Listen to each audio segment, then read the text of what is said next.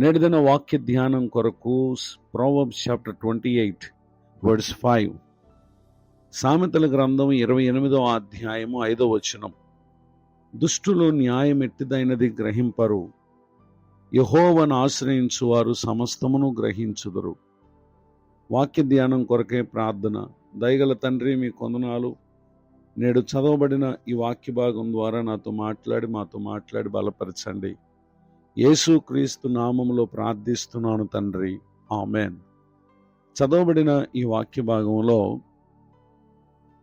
ఎందరైతే ప్రభువును ఆశ్రయించినటువంటి వారుగా ఉంటారో, జీవితంలో జరిగేటటువంటి ప్రతి పరిస్థితిని వారు గ్రహించగలుగుతారు.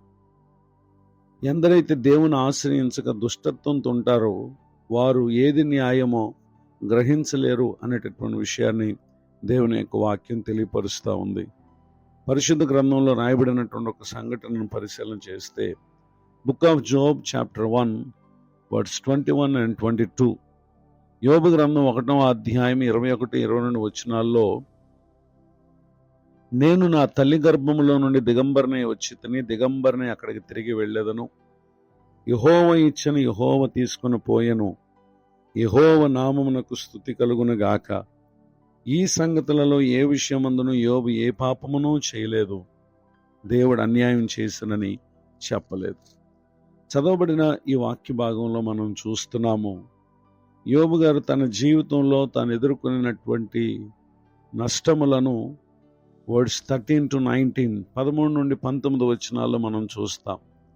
ఇట్టి పరిస్థితులలో అతడు దేవుని పట్ల భయభక్తులు కలిగినటువంటి వ్యక్తి, యథార్థవర్తనుడు, న్యాయవంతుడు, చెడుతనాన్ని విసర్జించినటువంటి భక్తుడు, దేవుని సన్నిధికి ప్రాధాన్యత ఇచ్చేటటువంటి భక్తి కలిగినటువంటి జీవితం కలిగినటువంటి యోబు గారు తనకు ఇహ సంబంధమైనటువంటి సమస్త విషయాల్లో నష్టం ఏర్పడినప్పుడు అతను అంటున్నాడు, నేను నా తల్లి గర్భములో నుండి దిగంబరనే వచ్చితని, దిగంబరనే అక్కడికి తిరిగి వెళ్ళేదని. అనగా నేను కలిగిన ఈ వస్త్రాలు కూడా లేకుండా నేను వచ్చినటువంటి వ్యక్తిని కనుక తిరిగి మరలా అదే రీతిగా వెళ్తానని చెప్తూ, ఏది నేను కలిగి ఇప్పుడు నేను నష్టపోయానో అవన్నీ కూడా ప్రభువే ఇచ్చారు, ప్రభువే తీసుకుని పోయారు గనుక యెహోవా నామమునకు స్తుతి కలుగును గాక అని చెప్పి, ఇట్టి పరిస్థితుల్లో అతడు ఏ పాపము చేయలేదు, అనగా దేవుని ఆజ్ఞను ఏ విషయముందో అతిక్రమించలేదు.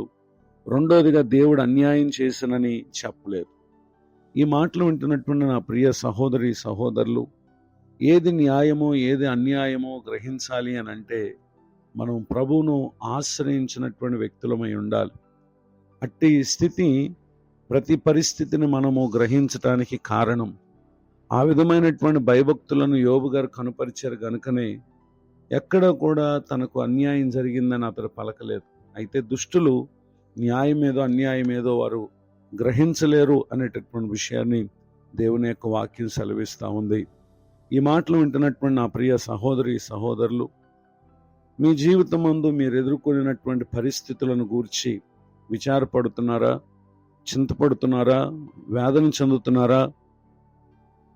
నిశ్చయముగా నేడు వింటున్నటువంటి ఈ మాటల ద్వారా మనము ప్రభువును ఆశ్రయించినటువంటి వారంగా ఉన్నప్పుడు ఏది దేని కొరకు ఎందు నిమిత్తం జరుగుతుందో గ్రహించటానికి తగినటువంటి జ్ఞానాన్ని, పరిశుద్ధాత్మ నడిపింపును పరిశుద్ధాత్మ దేవుడు మనకు అనుగ్రహిస్తారు.